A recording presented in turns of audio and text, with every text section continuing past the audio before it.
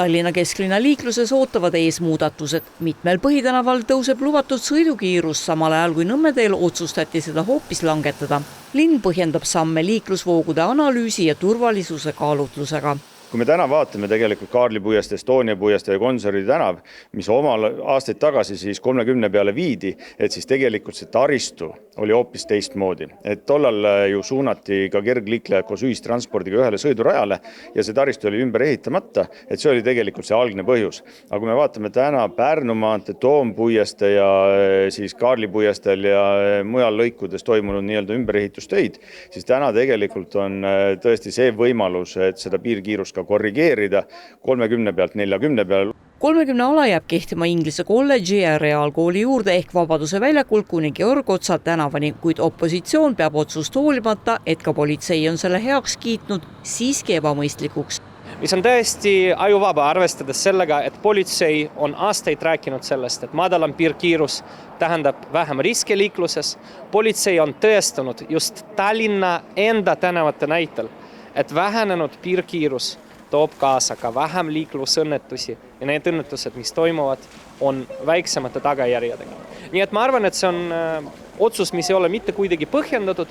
Ilmselt linnavalitsus tahab teha nägu, et ta justkui hoolib autojuhtidest sellega. Tegelikult, kui ta oleks hoolinud autojuhtidest, ta tegeleks päriselt ummikute probleemiga. Kuid läheneb ka aeg, mil saab jälle ratta või tõuksiga liikuda, sest arutati täna sedagi, kuidas muuta kergliikurite liiklus vähem kaootiliseks ja kõigi jaoks turvalisemaks. Teenusepakkujad hoiatavad ülereguleerimise eest, mis võib teenust ebatervelt pitsitama hakata. Liigse reguleerimisega, mida me samuti näeme, on see, et inimesed lähevad renditeenuse kasutamise pealt eratõuksi peale üle. Et seda tegelikult kinnitab ka siis aastast aastasse tõusnud õnnetuste arv eratõukeratastega, et need on tõusutrendis, samal ajal rendiettevõtte õnnetused on langustrendis. Et sellise liigse piiramisega, mida meie nagu oma kogemuse pealt näeme, ongi see, et tegelikult lihtsalt teenust võib-olla mitte väga utreeritult öeldes, aga suretatakse. Me ei saa üle reguleerida kõiki neid asju, sest et muidu lihtsalt ettevõtlusvorm kaob ära. Ma arvan, et suvel, sügisel ja kevadel on mikromobiilsus üleüldse Tallinnas väga teretulnud. Me hoiame väga palju autosid ära tänavatelt ja ma arvan, et see on väga positiivne. Ma pigem ikkagi soovin, et linn samamoodi mõistaks seda, et meie tahame tegelikult seda linnapilti samamoodi. Rohkem ummikutest vabaks saada, et see on ju kõigile linnakodanikele ikkagi väga teretulnud.